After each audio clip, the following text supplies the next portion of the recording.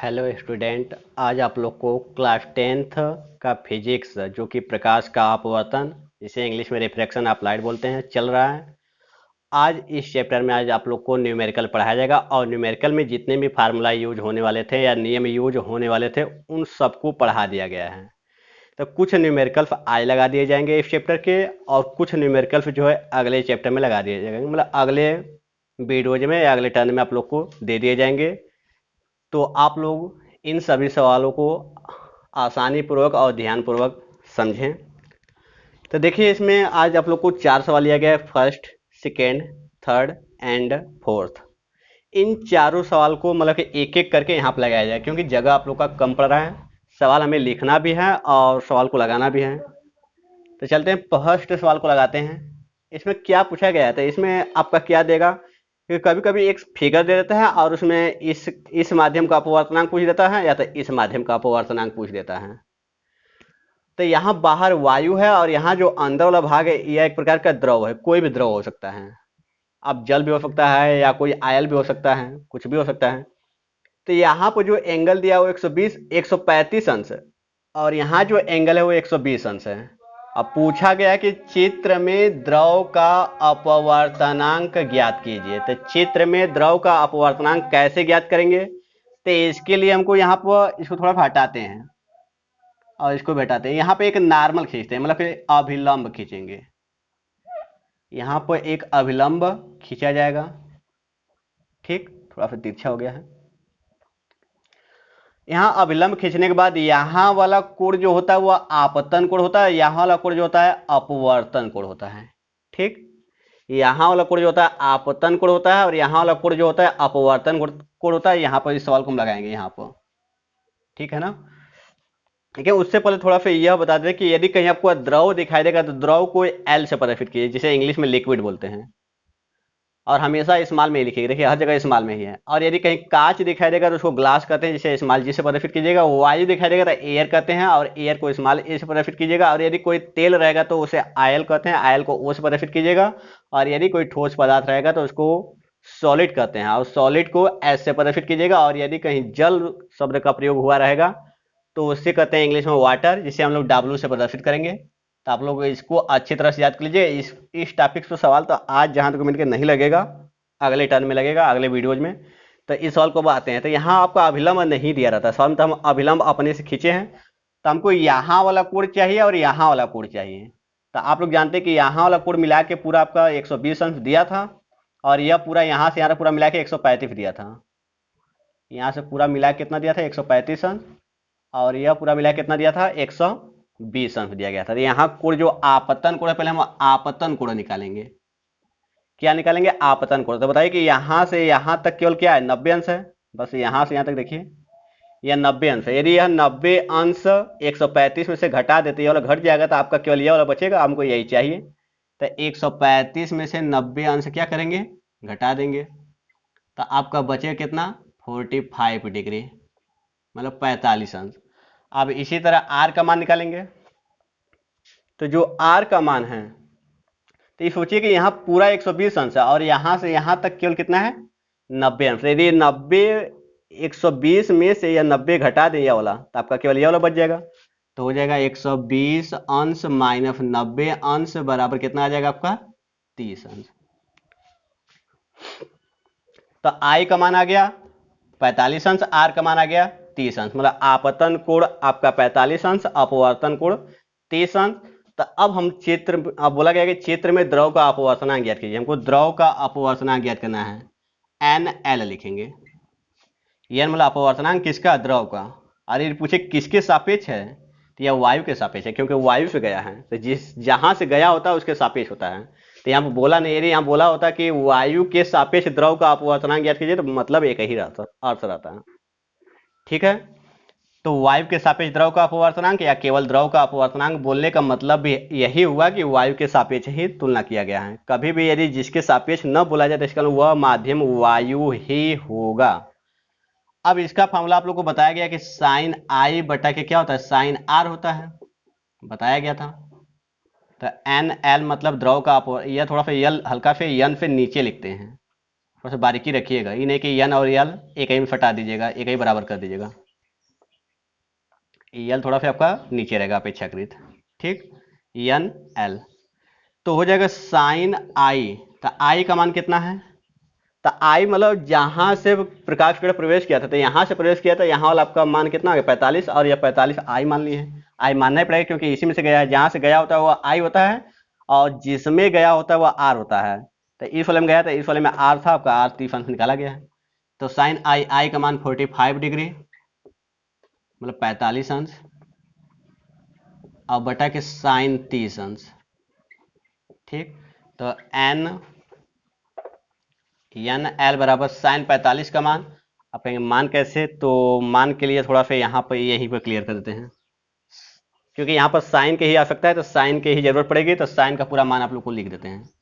आप लोग याद कर लीजिएगा, साइन 45 का मान, साइन 30 का मान, साइन 45 का मान, साइन 30 अंश का मान। साइन 45 का मान होता है 1/2 में 2, साइन 30 अंश का मान होता है 1/2, साइन 60 अंश का मान, और साइन 90 की तो आवश्यकता नहीं पड़ेगी, 0 की आवश्यकता नहीं पड़ेगी, तो उसको नहीं लिखेंगे, बस इतना ही लिख देते हैं, क्योंकि इन्हीं तीनों की आवश्यकता होगी। साइन 60 का मान करड़ी में 3/2, साइन 45, साइन 30 और साइन 60। यदि ऐसे सवाल आ रहे हैं तो बस इन्हीं तीनों की आवश्यकता पड़ेगी, और किसी कोड की आवश्यकता नहीं पड़ेगी, 0 की आवश्यकता नहीं पड़ेगी, और न तो 90 की आवश्यकता पड़ेगी, और न तो उससे आगे की आवश्यकता पड़ेगी। तो आप लोग इसको अच्छी तरह याद कर लीजिएगा, तीनों में अपान 2 है, यह याद रखिएगा। यहाँ लेकिन कड़ी में 2 है, यहाँ 2 है, यहाँ 2 है, यहाँ 1 है, यहाँ 1 है, और यहाँ पर क्या है, कड़ी में 3 है।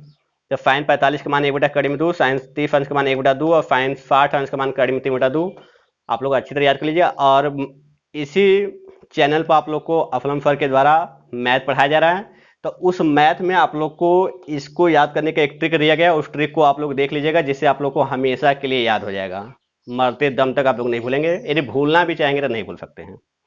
तो याद कर लीजिएगा आप लोग। तो N L equal to sine 45, sine 45 का मान आप लोग को कितना बताया गया, 1/2 में 2, और बटा में साइन 30 है, साइन 30 का मान कितना है 1/2। तो जब यह 4 के रूप में होता है, मतलब 4 के रूप में रहता है, इसका गुणा करके ऊपर लिख देते हैं, मतलब दोनों बाहर का गुणा करके ऊपर लिख देते हैं, और दोनों अंदर गुणा करके नीचे लिख लेते हैं। तो 1 × 2, दोनों बाहर का गुणा करके ऊपर लिख लेते हैं, और दोनों बीच में का गुणा करके कहाँ लिख लेते हैं, नीचे लिख लेते हैं। तो 1 से 1 कट जाएगा। अब चलिए यहाँ पर आपका आ गया 2/2 में 2, और यदि कोई संख्या बाहर हो उसको करड़ी में लिखना चाहते हैं तो उसको 2 बार लिख सकते हैं। यदि कोई संख्या बाहर हो उसको करड़ी में लिखना चाहते हैं तो 2 बार लिख सकते हैं, 2 बार लिख दिया और इसको उतारें तो 1 कट जाएगा, तो आपका क्या बचेगा, तो यन यल बराबर हो जाएगा करड़ी में 2, और इसका मान होता है 1.414, यह भी सही है, या तो यहीं पे छोड़ दीजिए। तो इसका मतलब कि इस द्रव का जो यहाँ पर जो द्रव है उसका अपवर्तनांक कितना आ गया था, 1.414, आपका यही आंसर हो गया। मतलब करड़ी में 2 भी यहीं पर छोड़ देंगे तो भी कोई गलत नहीं काट सकता, यह बिल्कुल सही है। तो उम्मीद है कि आप लोग को पहला सवाल अच्छी तरह से क्लियर हो गया होगा। और कभी कभी होता है कि आपका इतना बड़ा नहीं करेगा, यह सब कुछ नहीं करेगा, इधर भी कुछ नहीं करेगा, डायरेक्ट आपका यह 45 आंसर दे देगा और यह डायरेक्ट 30 आंसर दे देगा। तो आप लोग डायरेक्ट मान रख दीजिएगा, यह सब निकालने की जरूरत नहीं पड़ेगा, आराम से लग जाएगा सवाल। अब कभी कभी इसी का उल्टा पूछ देता है, यहाँ पर द्रव का अपवर्तनांक पूछ दिया, यदि यहाँ पर बोल दे वायु का अपवर्तनांक ज्ञात कीजिए, तो इस वाले कोड को आई मान लेंगे, इस वाले कोड को आर मान लेंगे, ठीक है। यदि इसका अपवर्तनांक पूछेगा तब इसको आई और इसको आर मानेंगे, और यदि इसका अपवर्तनांक पूछ दिया तो उस कंडीशन में इसको आई और इसको आर मान लेंगे, ठीक। तो उम्मीद है कि यह सवाल आप लोग लगा लेंगे, और इसी फार्मूला पे एक सवाल इस प्रकार से भी आते हैं, तो इसको भी क्लियर करते हैं। तो इसको थोड़ा सा मिटाते हैं और जगह मिल जाएगा जिसकी वजह से, तो आप लोग वीडियो को देखते रहिएगा। चलिए, यह सवाल तो आप लोग का क्लियर हो गया होगा, और हो सके तो हर सवाल का आप लोग स्क्रीनशॉट ले लिया करिए, जिससे कि आप लोग को आगे समझने में आसानी रहे, और जब आप लोग फेयर बनाएं तो आसानी पूर्वक फेयर बना सकें आप लोग। तो देखिए अब सवाल नंबर सेकेंड, मतलब दूसरा सवाल बोला कि प्रकाश की एक किरण कांच के एक गुटके पर, कोई कांच का एक छोटा सा टुकड़ा था या गुटका था, उस पर 60 अंश के कोण पर आपतित हुआ। मान लेते हैं कि यही एक कांच का गुटका है, 60 अंश के कोण पर आपतित हुआ, इसका मतलब यह 60 अंश क्या है, आपतन कोण है। यह 60 अंश कोण जो दिया गया वो क्या है, आपतन कोण है। फिर उसके बाद यदि अपवर्तन कोण, तो डायरेक्ट बोल दिया अपवर्तन कोण, अपवर्तन कोण मतलब आर कितना दिया है, 30 अंश है। तो काज का अपवर्तनांक ज्ञात कीजिए, काज का अपवर्तनांक मतलब एन जी ज्ञात करना है, या हिंदी में लिख लीजिए काज का अपवर्तनांक। जी क्यों लिखे हैं, क्योंकि काज का अपवर्तनांक बोला गया है। तो एन जी बराबर क्या हो जाएगा, साइन, या पहले इतना बराबर वाट, इसका मतलब यह पता रहे कि क्या निकालना है, तो एन जी निकालना मतलब काज का अपवर्तनांक निकालना, तो हो जाएगा एन जी बराबर हो जाएगा साइन आई बटा के साइन आर। तो साइन आई का, तो साइन आई का मान कितना है, 60 अंश है, और बटा के साइन आर का मान कितना है, 30 अंश है। ठीक, तो अब मान को पुटअप करते हैं, एन जी बराबर हो जाएगा आपका साइन 60 का मान कितना दिया है, कड़ी में 3 बटा के 2 होता है, और बटा के साइन 30 का मान कितना है, 1 बटा के 2। तो यह 2 से 2 कट जाएगा, या तो ऐसा कीजिए कि मत काटिए, अभी आप लोग को दिक्कत होगा काटने में। तो क्या होगा कि इस पहले का और लास्ट वाले का गुणा करके ऊपर लिख लीजिए, पहले का और लास्ट वाले का गुणा करके ऊपर, और दोनों बीच वाले गुणा करके नीचे लिख लीजिए। 2 1 कम 2 हो जाएगा, तो 2 से 2 कट जाएगा, और नीचे 1 रहता तो नहीं लिखते। तो इसका मतलब कितना मान आ गया, कड़ी में 3। तो इसका मतलब काज का अपवर्तनांक कितना आ गया, कड़ी में 3। अब कड़ी में 3 का मान भी आप लोग जानते हैं कितना होता है, 1.732 ऐसे ही कुछ होता है। अब ये सब मान कहाँ से आया, तो जिसको वर्गमूल आता होगा वह निकालेगा इस मान का, मतलब कि कड़ी का मतलब ही क्या होता है, वर्गमूल होता है। तो आप लोग हो सके तो वर्गमूल निकाल लीजिएगा, इसका मतलब 1.732 तक आ जाएगा। और यदि वर्गमूल नहीं आता है तो इससे कुछ पहले वाले वीडियोज में आप लोग को वर्गमूल भी सिखाया गया है, तो आप लोग हो सके तो वहां से वर्गमूल देखकर इसका वर्गमूल निकाल कर देख लीजिएगा कि इतना आता है कि नहीं। तो यह दूसरा सवाल भी आप लोग को क्लियर हो गया होगा, मुझे अच्छी तरह से उम्मीद है आप लोग पर। तो अब चलते हैं सवाल नंबर तीसरा पर। तो इसका मतलब हमको यहाँ भी मिटाना पड़ेगा, तो इसका स्क्रीनशॉट ले लीजिए आप लोग, हो सके तो स्क्रीनशॉट ले चुके होंगे आप लोग।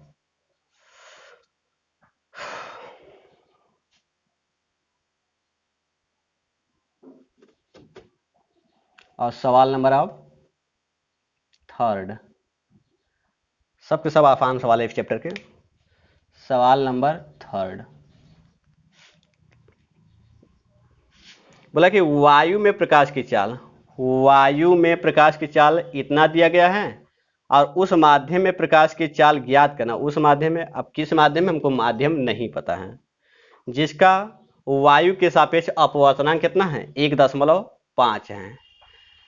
तो जो जैसे जैसे दिया गया वैसे वैसे लिख रहे, तो वायु में प्रकाश की चाल, तो वायु में प्रकाश की चाल को हम लोग सी से परिभाषित करते हैं। सी बराबर है 3 × 10 करते हैं 8 मीटर प्रति सेकंड। ठीक, और उस माध्यम में प्रकाश की चाल मतलब कि उस माध्यम में प्रकाश की चाल ज्ञात करना है। किस माध्यम में हमको नहीं पता है, तो माध्यम में प्रकाश की चाल बराबर वाट पूछा गया है। माध्यम में प्रकाश की चाल बराबर वाट पूछा गया है। ठीक, जिसका वायु के सापेक्ष अपवर्तनांक, जिसका मतलब उसी माध्यम का, जब भी जिसका शब्द का प्रयोग करें तो इसका मतलब इसी के लिए बोला गया है। तो उसी माध्यम का वायु के सापेक्ष, उसी माध्यम का वायु के सापेक्ष अपवर्तनांक कितना दिया गया है, तो इसका मतलब माध्यम का अपवर्तनांक कितना दिया गया है, तो माध्यम का अपवर्तनांक आपका दिया गया है 1.5 दिया गया है। माध्यम का अपवर्तनांक कितना है, 1.5। तो अब सोचें कौन सा फार्मूला लगाएं कि हमारा माध्यम में प्रकाश की चाल निकल आए, जिस भी माध्यम में प्रकाश की चाल निकालना हो। तो एक फार्मूला आप लोगों को बताया गया था कि माध्यम में प्रकाश की चाल बराबर, माध्यम में प्रकाश की चाल बराबर बताया गया था निर्वात या वायु में प्रकाश की चाल, कोई एक लिख लीजिए, निर्वात या वायु में प्रकाश की चाल, तो हमको एक ही लिखते हैं हमेशा, प्रकाश की चाल, और बटा के माध्यम में प्रकाश की चाल, बटा के माध्यम में प्रकाश की चाल। यहाँ पर माध्यम का नाम नहीं बोला गया इसलिए माध्यम ही लिख रहे हैं। यदि माध्यम का नाम बोला होता, जल या कांच या कोई अन्य माध्यम बोला होता, तो उस माध्यम का नाम लिखते हैं यहाँ भी और यहाँ भी। चलिए जैसे जैसे बोला गया वैसे वैसे निकालते हैं। तो माध्यम में नहीं, माध्यम का यहाँ अपवर्तनांक होता है, माध्यम का अपवर्तनांक होता है, माध्यम का अपवर्तनांक। तो माध्यम का अपवर्तनांक का फार्मूला आप लोग को बताया गया था कि वायु में प्रकाश की चाल बटा के माध्यम में प्रकाश की चाल, इसी फार्मूला का प्रयोग करके हम लोग निकाल सकते हैं। तो माध्यम का अपवर्तनांक, तो माध्यम का अपवर्तनांक दिया गया कहीं, तो हाँ माध्यम का अपवर्तनांक दिया गया, कितना दिया गया है 1.5, तो 1.5 रख दिए, और वायु में प्रकाश विचाल दिया गया, हाँ वो भी दिया गया है 3 × 10⁸। अब बटा के माध्यम में प्रकाश विचाल पूछा ही गया है, तो माध्यम में प्रकाश विचाल इतना बड़ा लिखने से अच्छा है कि हम इसको कुछ मान लें, तो Cm मान लें। प्रकाश सी का मतलब होता है प्रकाश की चाल, एम मतलब मीडियम में प्रकाश की चाल, तो सी एम मान लीजिए। तो इसको यहाँ पर भेज देते हैं, इसको यहाँ पर भेज देते हैं, तो हो जाएगा सी एम। सी ऐसे लिखिएगा, थोड़ा सा एम नीचे लिखिएगा आप लोग, ध्यान है कि एम हल्का सा नीचे रहेगा, तो यह क्या हो जाएगा, इसके अपान में आ जाएगा, तो हो जाएगा 3 × 10⁸ अब बटा के 1.5। तो अब क्या करेंगे, हम लिख देंगे 30 × 10⁸ बटा के 15 लिख देंगे। किसी को कोई प्रॉब्लम तो नहीं होगा, क्योंकि यहाँ पर 0.1 अंक लगा था, इस दशमलव को हटाने के लिए ऊपर एक शून्य बढ़ा दिए। ये 0.2 अंक लगा होता है तो 2 शून्य बढ़ा देते हैं, तो हो जाएगा 15 × 30। इसका मतलब आ गया आपका 2 × 10⁸ मीटर प्रति सेकंड। उस माध्यम में आप यहाँ पर लिख देंगे अतः, आप इसे हिंदी में लिख लीजिए, हिंदी में लिखेंगे तो और बेटर होता है। अतः माध्यम में प्रकाश की चाल बराबर 2 × 10⁸ मीटर प्रति सेकंड। उम्मीद है कि यह सवाल भी आप लोग को अच्छी तरह से क्लियर रूप से समझ में आया होगा। तो अब चलते हैं सवाल नंबर 4 पर। इसको भी स्क्रीनशॉट ले लीजिए, इसको भी मिटाते हैं। तो आप लोग स्क्रीनशॉट ले चुके होंगे।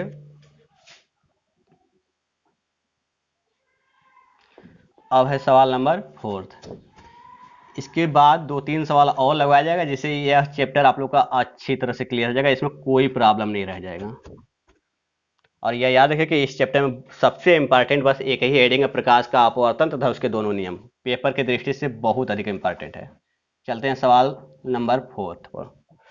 तो बोला गया कि वायु तथा कांच में, वायु में पहले बोला गया फिर कांच में बोला गया, वायु तथा कांच में प्रकाश की चाल इतना और इतना दिया गया है। पहले वायु में प्रकाश की चाल इतना बोला है और कांच में प्रकाश की चाल इतना बोला गया है। तो पूछा है कि वायु के सापेक्ष कांच का अपवर्तन ज्ञात कीजिए। तो जैसे जैसे बोला गया वैसे फिर लिखिए। पहले बोला गया कि वायु में प्रकाश की चाल, थोड़ा सा ऊपर से लिखते हैं कि जगह हम लोग को मिल जाए, इसको मिटा लेते हैं कि और जगह हमको मिल जाएगा।